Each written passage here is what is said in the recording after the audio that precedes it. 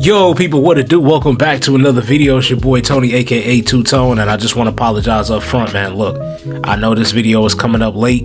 Your boy had to be at work, and then when I got home, instead of just watching the highlights, I wanted to be able to watch the game in full. I was keeping an eye on the game when I was at work, but your eyes is focused on something else. So I wanted to get home, be able to rewatch the match in its totality, and then be able to give you my honest match reaction. So just want to apologize about that up front. But moving on beyond that, Barcelona 3, Atletico Madrid 1. And I just want to say, man, it feels good to see Barcelona win a big game, a must-win game.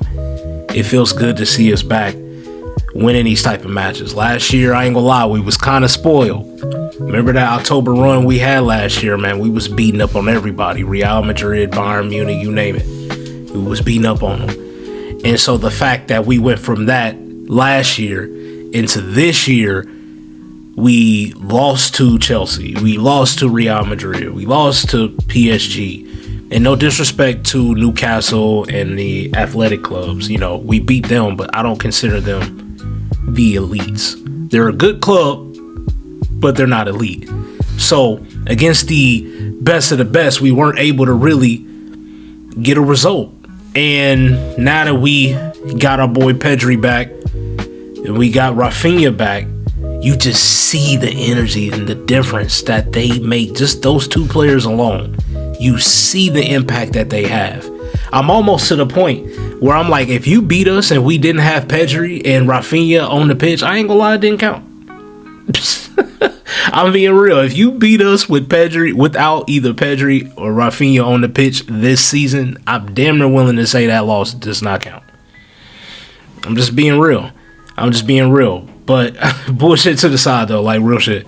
Like, this performance from Barcelona today did remind me of last season's Barcelona. The pressing, the opportunities created.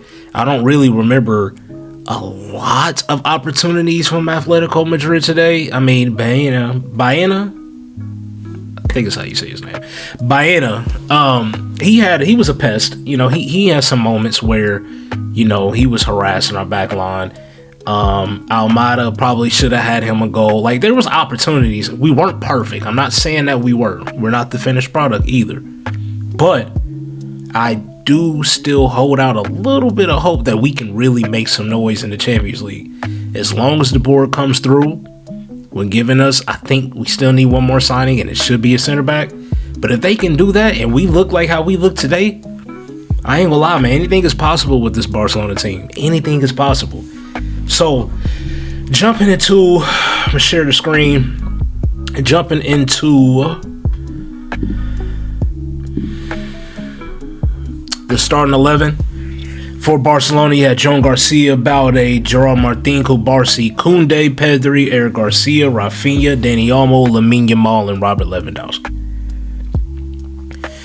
Now, normally when I discuss ratings or if I show ratings, it would be foot mob. But I feel like they're too generous at times. I ain't gonna lie. I just feel like they are a bit generous. This, with SofaScore, they give you more of the real deal. Like, you really got to play your ass off to get a high rating on this. So I'm going to go with this as far as like just reviewing the match ratings or what I thought about the players' performances. So I'm going to start up top. Normally you start in the back, but I'm going to start up top. Robert Lewandowski. As you can see, based on his rating, he did not have a good game. They gave him a 5.4. And honestly, from watching that game over, I understand why. Robert Lewandowski, for the first time since being a Barcelona player, in my eyes, I'm pretty sure people may have said this about Robert Lewandowski beforehand, but in my eyes, this is the first time I really looked at Robert Lewandowski like, damn, he's washed. Like, he's really washed. It's not, you know, as brilliant as he was in his career, he ain't really got it no more. And I'm not even going to go on about the penalty kicks, which I do feel like, look, at this point, he's missed 2. We got enough killers on the team at penalties, where if Rafinha's on the pitch, if Marcus Rashford's on the, in this case, Marcus Rashford wasn't, but when he took the penalty, I would have gave that to Rafinha. I never really was a fan of the run-up, but he was scoring them, so I kept my mouth shut. But when you do the run-up and you missing, I got a problem with that. So I'm like, look, give penalties to Rafinha, but even beyond the penalty miss that Lewandowski had, I'm looking at when we play through balls in, he's not able to outrun any center back to get to the end of them. And I understand he's like 37, so it makes sense, but you need your striker to be able to stretch the defense, and he doesn't do that. Another issue that I have with Lewandowski, like I said, he missed a penalty. He's not able to really make runs. And because he can't make runs, that means he's not really pressing. So our pressing really relies on wingers like Lamine Yamal and especially Rafinha and Dani Olmo up front. We need pressing, obviously, from the full 11 or full 10 outfielders. But it requires even more pressing from your attacking midfielder and your wingers when Robert Lewandowski is not able to do it to the same level. So if the finishing is not there, I mean, he had a header as well that Lamine Yamal played a great ball in. And look, credit to Jan Oblak. That was a good save. But I feel like Lewandowski 3 years ago would have finished that. So with Robert Lewandowski, you know, it's hard to accept reality with him right now, but right now, bro, is looking washed, and I hate to admit it, but it is what it is. Rafinha, man. Rafinha. Like I was saying earlier in the video, Rafinha, we just missed him. We're just a completely different team, with or without him. I'm talking defensively, and he's a winger. You could put him out wide. You could put him in the middle as a 10. I mean, anywhere you need bro to work, he can make it work because he's always going to run when somebody's on the ball. He's always going to press when we're off the ball. He's going to command others to press with him. He just makes the team more complete and more dangerous. Like I say, he's making the runs. If somebody's making a run, he's always looking up and looking forward. I really do appreciate Rafinha for that. And as long as he can stay healthy, anything is possible with this team. But it really does revolve around him and another player that we're going to get on here shortly. Dani Olmo, 8.5. Look, I'm going to be real. Dani Olmo hasn't had a really good season this year. Let's just call it for what it is. But today he was really good. And I think this is the type of opponent where he's going to excel against, because in tight spaces, in and around the box, being tricky with the ball at his feet, that's always something that we knew Dani Olmo can provide for us. And the intricate play that he had with Lewandowski was a bit, fortunate that it was kind of tackled in his direction from Jimenez, I believe it was. But that finish from Dani Olmo with his left foot was lethal. The penalty that he won in the first half, which led to Lewandowski missing, but the penalty that he won us, tight dribbling, Barrios couldn't do really anything with it, so he had to foul him. But in tight spaces like that, this is where Dani Olmo can shine, and we know that as Barcelona fans. And hopefully, moving forward, we can see more of that from Dani Olmo. But I want to give him a shout. He had a really good game today. It's unfortunate after scoring this goal, the way he landed. It looked like he separated his shoulder. I'm not really too sure. Maybe it's just a shoulder strain. Who knows? But it had to do something with his shoulder, because as soon as he scored and he fell, he didn't even get up to celebrate, and he had to get subbed off afterwards. That's going to be the only problem with Barcelona this year in my eyes, is injuries. Obviously, in his defense as well. We're going to talk about that. But injuries is going to be so important for this squad, because we don't have the deepest squad to begin with. We already know we don't have a lot of money to give us the most quality of depth, so it's even more vital that our starting 11 or guys who's normally starting every other match is available. So hopefully, as we make that run in the spring, that would be the case. But other than the injury, which is unfortunate for Dani Olmo playing in his natural position, I do not like seeing him in the holding midfield position. I like seeing him in the attacking mid position. And he was in that spot today, and he had a really good game. So shout out to Dani Olmo. Lamine Yamal, they gave him a 7.0. And look, I'm going to be real. I wonder how many times he lost possession today. Because I was able to see it from when I was at work, and I was able to see just a little bit of the game. But every time I looked up, I'm like, Lamine Yamal, first of all, I got to remind myself, he's only 18. He is nowhere near the finished product. A lot of his game is still not polished. It's raw.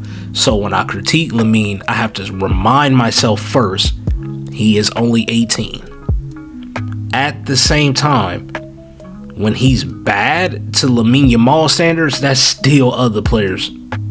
One of their better games, which is crazy to say. But my comment that I wanted to make with Lamine Yamal is, at times, he can catch himself trying to do too much. When he burst on the scene when he was 16, 17, I remember he was always making the right decision. Sometimes he would take a dribble on. Sometimes he didn't need to. He always made the right pass, pushing the attack forward. Like, he was always making a better decision. I feel like Lamine Yamal now, with the number 10 on his back, understanding he's better, his confidence is growing, I feel like he feels the burden of having to prove week in, week out that he is that guy. And for somebody that young who is on social media, who probably seen the Esteval comparisons and probably digging under his skin, you can see him at times, he's trying to do too much to try to prove it all within 1 minute, or, one match. He will learn, he will get better, but I pulled up his stats because I wanted to see how many times he lost the ball. It said he lost possession 30 times. And I know he's a winger. Their job is not to really keep the ball. Their job is to be a threat, try to make something happen. But 30 times losing possession is crazy. Those people who want Lamine Yamal to play at the 10, you can't be somebody losing the ball 30 times, but losing it 30 times in the middle of the field. With this high line, we would concede double the amount of goals if you put Lamine Yamal at the 10 and he's losing the ball like how he loses the ball at times on a wing. So, to those people who want him at the 10, we not ready yet. We not there yet. Give him time to develop, to mature, and then maybe we can see him move in the middle. But right now, Lamine, he just got to focus on just keep knocking out the basics, and then when you got an opportunity, make your move. But I think every time he receives the ball, his reaction is like, I got to make something happen. And sometimes he gets himself caught up when he does that. Pedri, look, man, to me, like I always say, it's the best midfielder in the world, Pedri. And I don't know what more else I can say about that. Just perfection in every other way. When we are defending, he's back and he's defending. When we are defending low, he's trying to win the ball back, making last-ditch tackles. When we up forward on defense, mind you, like when we're defending in our final third, he's able to press along with the rest of the team. So it's like he got two lungs. He got 4 sets of lungs. You know what I mean? Whatever the fuck the saying is. But the point is, Pedri, he can't do no wrong. He can dribble. He can pass. He can, like I say, he's constantly running. You can never really press him. He's press resistant. And that assist he got today to give us our first goal to Rafinha, it was beautiful. He was carrying the ball deep in the midfield. He was able to find Rafinha making that vertical run, played him in. Sometimes it don't need to be super complex. It was a perfect pass, weight of carry, all of that. And this is what we get week in, week out from Pedri. When he went down, I ain't gonna lie, I had a slight heart attack because I thought he was hurt. But it was just more of he's tired. He needed to catch his breath. So they subbed him out. It wasn't an injury issue. So good on for that. Eric Garcia, 6.8, solid performance. Didn't really notice him too much.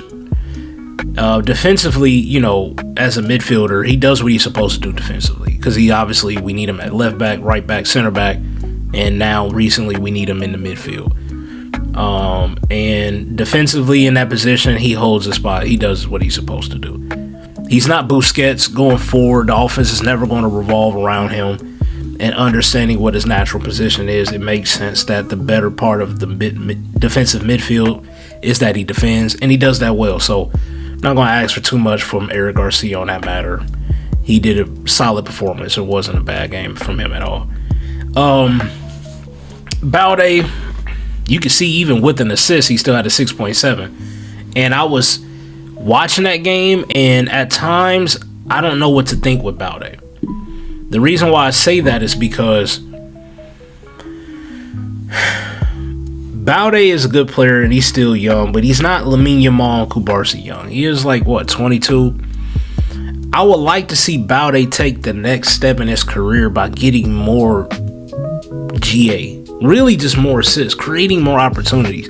I feel like, and a lot of times when I watch him, when he gets into the final third, he gets stuck between two different thoughts, and sometimes it gets sporadic and he just does something wild. Sometimes it works out and he finds the man. It's a perfect ball. Like in the situation at the end of the game, it was controlled. It was a good play in from Rashford, who laid it off to Balde, and Balde was able to find Fernan wide open. So in that case, it's because Atletico is pushing up. They're trying to get a goal to equalize. Shout out to Balde for taking advantage. But in the situation when everybody is back, a lot of times where there's multiple guys in the box, it seems like he's moving too fast for his mind to like react to it. I'm hoping he grows out of that. Good on him for getting assists today, because it wasn't his best performance. Going forward defensively, look, he's there to press. He's always going to run. He played a full match today and he was always there with the energy. So what we need him to do by defending, he gives us that. And so I can't complain on that aspect. But like I said, for Barcelona fullback, we've been spoiled over the years with some very good fullbacks. And a part of our style is having them involved as well, getting assists, being a threat on goal. And I think that's the next step for Balde in his career. But it was a good game nonetheless. It was a good game. Like I said, there's room for improvement, but it was a good game. Gerard Martin, this was his first big test against a quality opponent playing at center back, and I felt he held his own. I'm gonna be honest. It was a situation where Simeone was running in behind on goal, and he was able to make the sliding tackle. There was an angle where I thought he did touch the ball, but before seeing that, I thought he might have get sent off, because while Kubarsi was back, the reaction of the players and how the referee was running up, I was instantly thinking this is going to be a red card. But when they showed the replay, like I said, Kubarsi was a little bit back, and Martin did get a touch on it.